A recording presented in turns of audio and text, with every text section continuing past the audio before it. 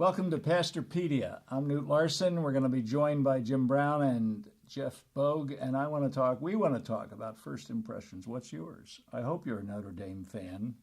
You know, when people walk in a church or you see this, they get first impressions. Colleges say, listen to this, colleges say that a kid looking at a college decides within 20 minutes if he's going to go there or not. So they always take them to the student center or the very nice building.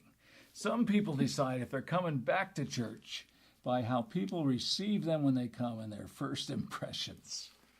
Jim Brown from Goshen, you do a great job there, and I know you care about this area. How do first impressions fit with our general mission to please Christ and win others? Well, a lot of areas. One comes to mind, whatever you do, work as though you're working for the Lord. And this is an area, Colossians 3:23 tells us to do that. And even first impressions, we tell our guys and our gals that they're part of First Impressions ministry, and we tell our people that you might be the first reason that someone would consider accepting Christ as their Lord and Savior. You might be that person. It's clearly part of the mission. If they dare to come to church and don't get received well, they may never come back. Absolutely. And we've seen that happen where the first impression wasn't good, and it made us amp up our first impressions. And so it really does make a difference. How many people come to our church and say, nobody said hello?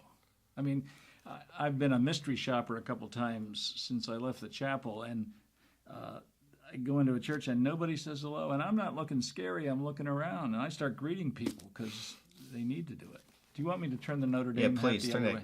You need a Maryland Terps hat. That's what you need. I'm sorry. It'll make our audience much happier. What are some basics about first impressions in your mind? What are some things every church needs to have? Friendly. Be friendly. I learned this from you in a class that I took years ago.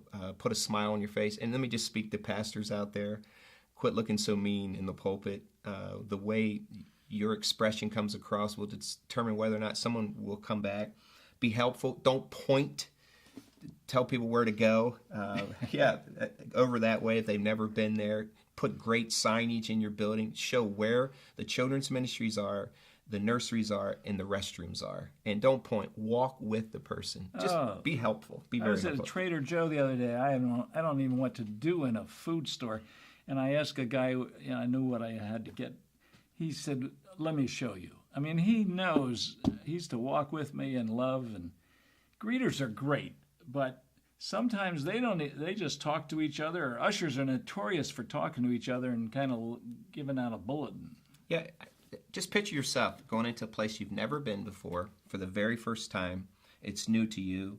It's packed with people that you don't know, 20, 30, 50, 100, 200, 1,000, whatever it is, and you're walking into a strange place. You've never been there. Imagine you walking in there and no one talks to you. No one points the direction or shows you where to sit. No one gives you a chance to shake your hand. Imagine going there and then leaving this place that's supposed to have the love of Christ in it, and no one ever touch you with the love of Christ. Wow. You'll never come back. Never come back. One of the things that helped us at the chapel, we worked at it, but is 3 minutes after the service is over. We had a rule among leaders, don't talk to anybody you know for 3 minutes. After the service, too, is a time to greet people and look around. Before the service, they're in a hurry, or where do I take our child, or that kind of thing.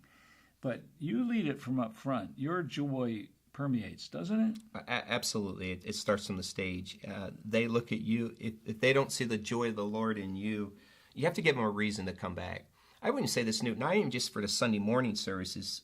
But if you have an event such as a retreat or an outing, an event where you're bringing someone that's unconvinced, unsaved, looking, seeking. Sometimes we just think about the Sunday morning first impression. It's these extracurricular events that you do too. I often say to our guys before the event starts, get out of your holy huddles. You already know each other.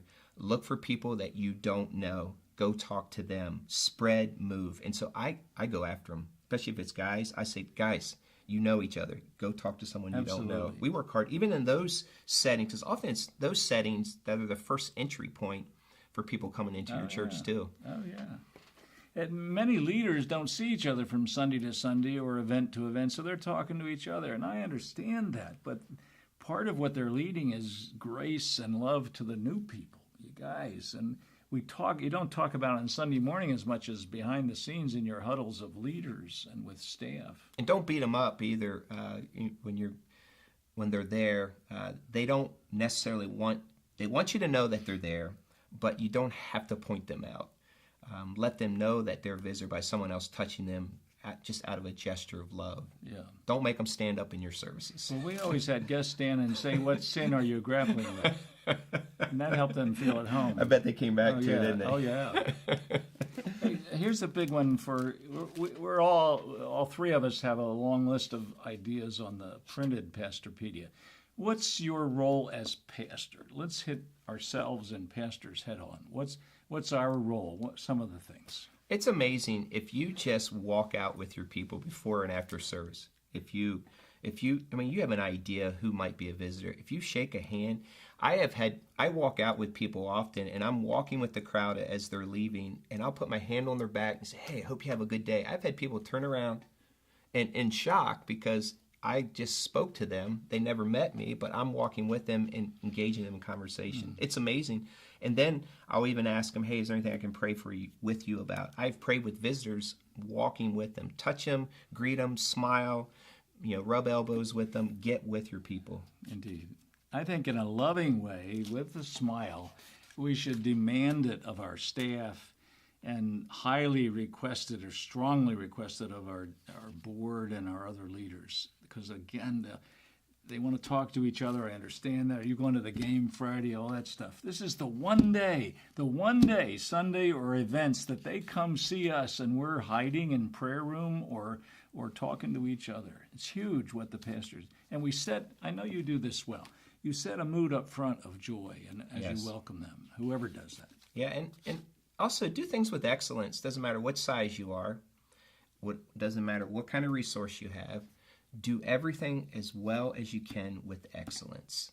Don't be sloppy in whatever you do. And people notice that. If they see that you're handling, as they would say, God's work in an excellent way, that's important, even to a visitor. So that means you're going to handle them in an excellent way. So do things with excellence, no matter what size. Absolutely.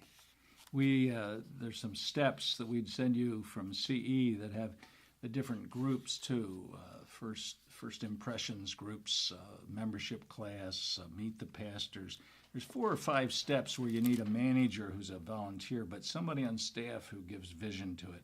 There are events where we can catch people, and they don't all sign a card or come to a reception. No. Okay.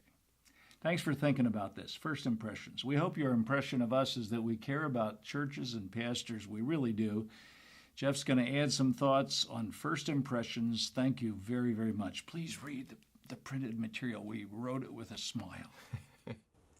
The part of this topic that I thought I would tackle on this video is how does this fit with the mission? And then what's the big picture mindset that needs to be a part of first impressions of the church?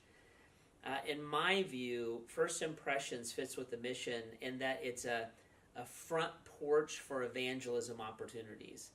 So all the studies show that people form their view of the church within seconds of stepping onto the property of the church building. And that the number one emotion associated with going to a new church is fear.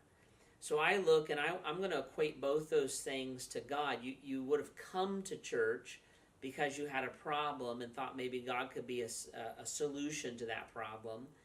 Therefore, if I can make that path clearer, or if we can alleviate that fear in some way, we're going to do whatever we can do, whether it's a cup of coffee or mowing the grass or helping your kids get registered.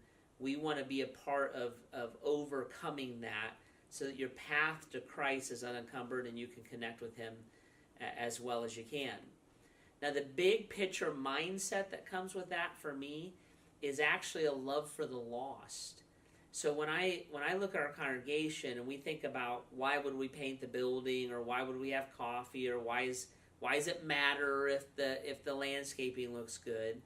all of those things are opportunities for us to break down barriers so that people looking for Christ don't have to cross those hurdles as well. And I have found over the years that as evangelism has become the culture of our church, that when we tie all that back together with a first impressions mindset, that we're not trying to impress anybody, we're not trying to have a holy temple that people come into. We just want to remove any barrier we can get a hold of and yank out of someone's way so that when they come to church, they're actually dealing with the gospel itself and who Christ is and who Christ is to them. And so when we've been able to say that, our folks have been unbelievably flexible about going to a different service, about changes, about working on the building in appropriate ways, and because they have that bigger motivation that this is a way that we can help someone know and follow Jesus. So I think first impressions is a huge thing. I think it's something that needs to be have a lot of attention paid to it. And I think the big overarching mindset is we're making someone's path to God as easy as we can make it, and that's what motivates us to do these little things in the process.